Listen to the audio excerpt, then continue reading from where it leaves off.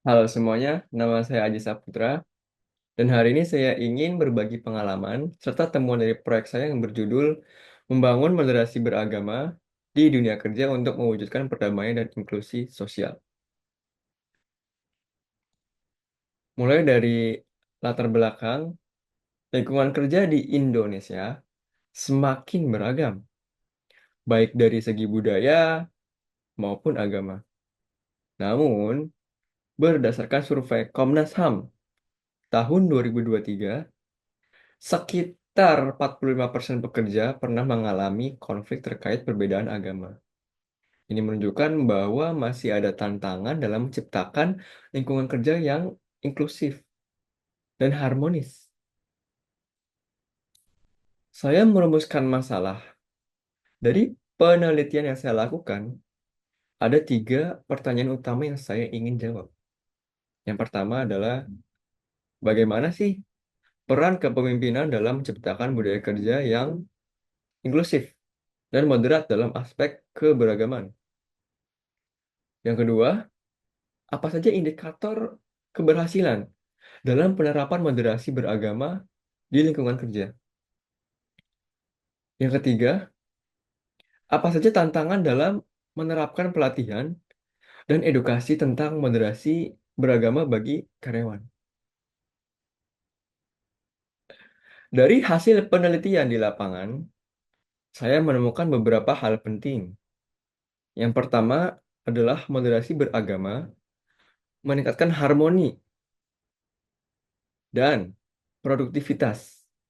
Lingkungan kerja yang inklusif dapat mencegah diskriminasi, meningkatkan kesejahteraan karyawan, dan memperkuat kerjasama tim. Yang kedua adalah tantangan implementasi.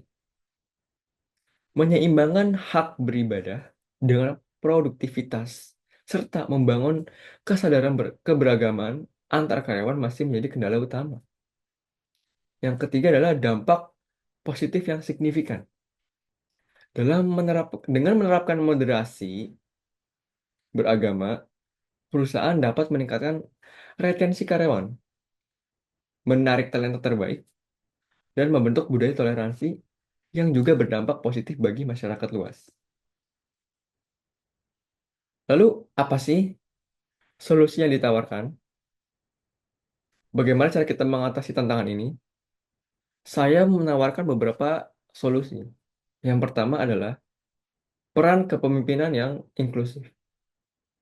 Pemimpin harus menjadi contoh dengan menerapkan kebijakan adil, mendorong dialog antar agama, dan menyediakan ruang diskusi yang aman. Contohnya, dengan mengadakan forum diskusi rutin dan menyediakan kebijakan ibadah yang fleksibel. Yang kedua adalah indikator keberhasilan yang jelas. Keberhasilan dapat diukur dari kebijakan yang adil, minimnya konflik, dan kepuasan karyawan. Solusinya adalah melakukan survei berkala, membentuk tim keberagaman, dan evaluasi dampak kebijakan secara berkelanjutan. Ketiga, mengatasi tantangan utama dalam edukasi pelatihan. Banyak yang masih resistensi terhadap konsep moderasi keberagaman atau belum memahami manfaatnya.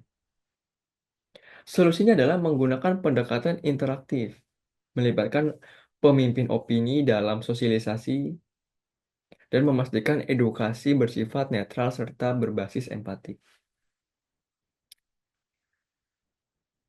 Refleksi pribadi yang saya dapatkan dari proyek ini, saya belajar banyak hal.